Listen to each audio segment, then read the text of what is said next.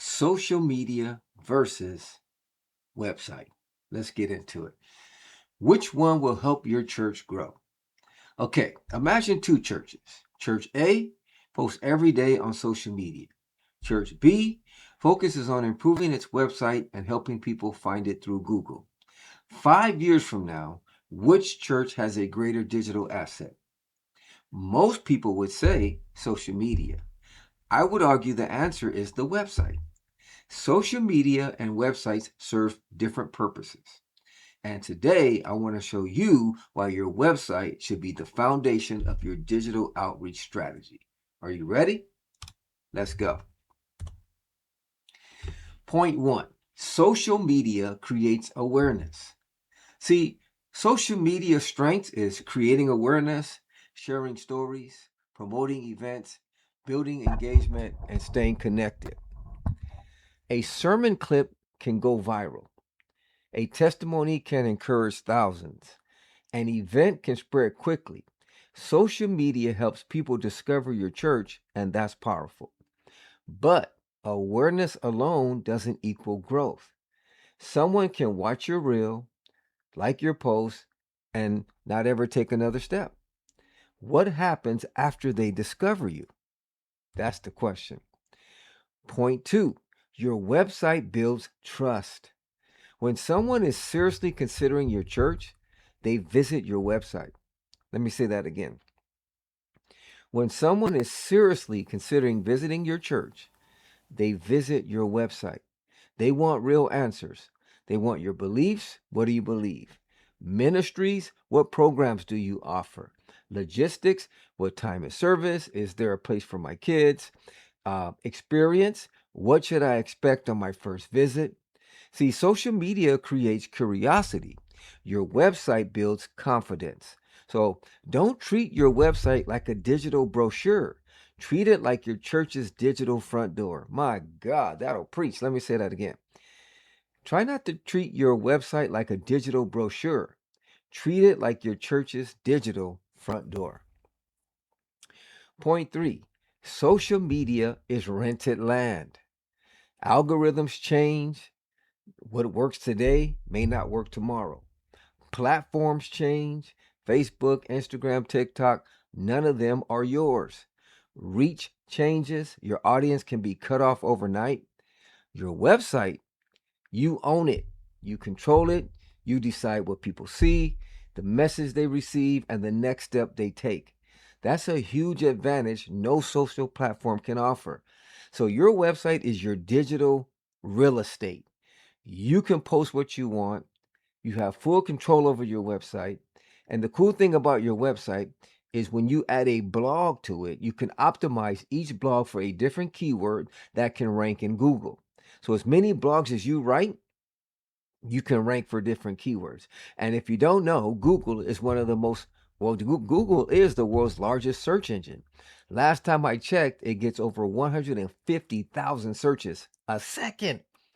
So you own your website. Social media is rented land. I like to look at it like this. Social media is your fishing lines in the ocean. Your website is the net. So you cast your lines in the ocean, your social media, your videos and your reels and whatever you put on social media, but you want to have a place that you're leading them to, and that should be your website. Okay, so if you have an event going on, don't just post a video saying, hey, check out our event, but you want to put, check out our event, stop by our website. And then on your website, you have information about that event coming up and even a dedicated landing page. All right, let's get into the next one. Point four, people search Google before they visit.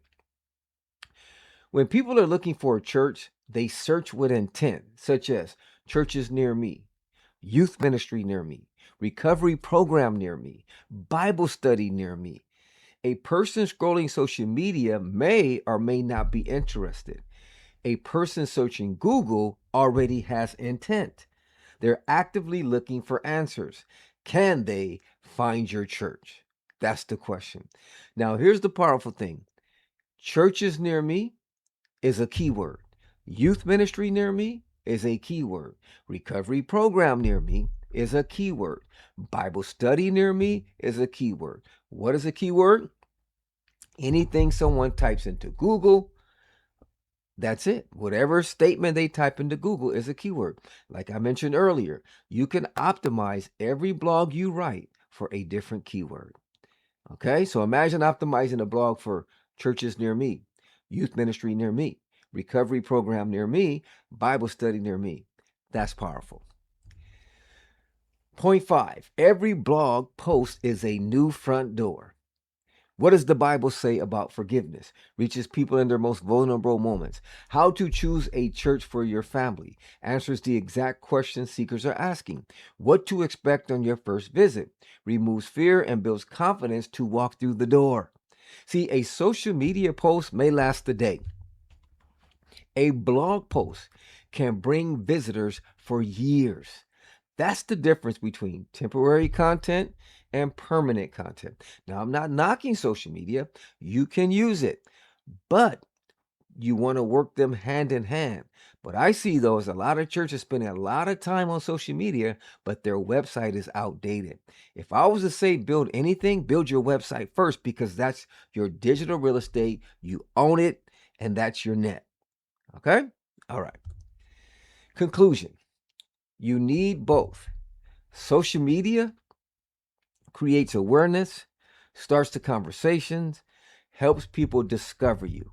Your website builds trust, helps people take the next step, helps people find you. Use social media, yes, absolutely, but make sure your website, the foundation of your digital outreach strategy. Let me say that again. Make your website, sorry about that, but make your website the foundation of your digital outreach strategy because every search represents a person and every person matters. Now, hopefully this helped you out. If you have any questions, go ahead and drop them in the comment section where you're watching this video. Now, if this video has given you any value, don't forget to like, follow, share it, and subscribe. Okay? God bless.